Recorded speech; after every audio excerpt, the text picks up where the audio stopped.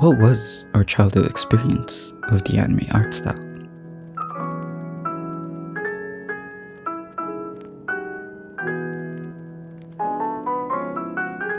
So, something got you hooked into watching anime. Maybe that something could have been a cool story premise, getting an adrenaline tremor from a fight scene, an aesthetically fulfilling shot, or a very cute looking character. But there are some eccentricities that stop you from continuing, such as these bizarre anime-specific quirkiness, long-winded and unnecessarily prolonged story arcs, jarring cultural differences, or the most visceral impediment of all, the anime art style. My very first encounter with anime was seeing snippets of scenes from Pokemon, Naruto, and Dragon Ball during my scroll through in the cable channels thinking, wow, those are some weird looking cartoons, as I proceed to play an episode of Courage the Cowardly Dog. To grow up knowing only the existence of animations and live action film works, these two cardinal points completed my navigation of unreal and real figures, which is why I know that the land of Ooh in Australia both don't exist. Yet anime blurs the line in between, bridging these opposing forces to create a simplified outlook for figures that are grounded in reality, to bring out a tangible presence and imbue a spirit into the figures that embody their worlds, which has been generationally expressed in hyperbolized and exaggerated features that make up the quirkiness of the anime art style. Now, there begs a question, isn't this also what the comic style is, most distinguished by the Marvel and DC serializations? The answer is yes and no.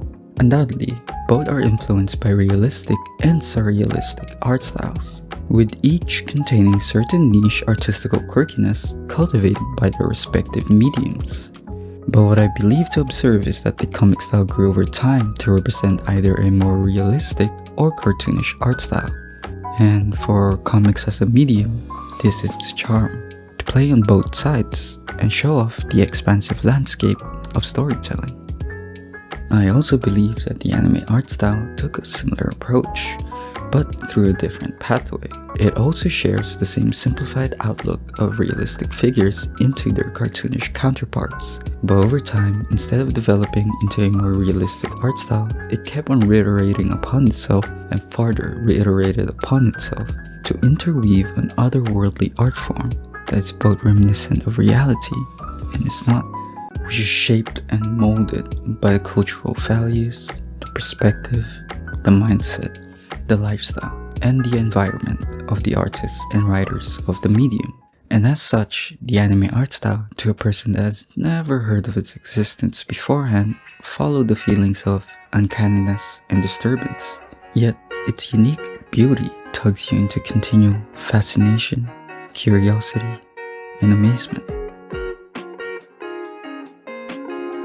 This was precisely my experience of the medium, with a proper introduction to the existence coming from the movies and shows The Girl Who Leapt Through Time, Howl's Moving Castle, Spirited Away, and Sailor Moon, each giving the initial reaction of gut-busting contradictions of realistic and exaggerated figures, which eloquently tied in beat with the fever dreamlike storytelling of each shows.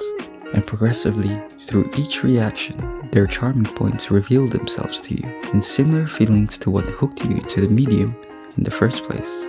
Currently, in the modern setting, with anime rapidly catching up to mainstream media, people who once would have never heard of the telltale utterance of anime will now be exposed to it in one way or another. Children will now most certainly grow up being exposed to it at the very least at one instance.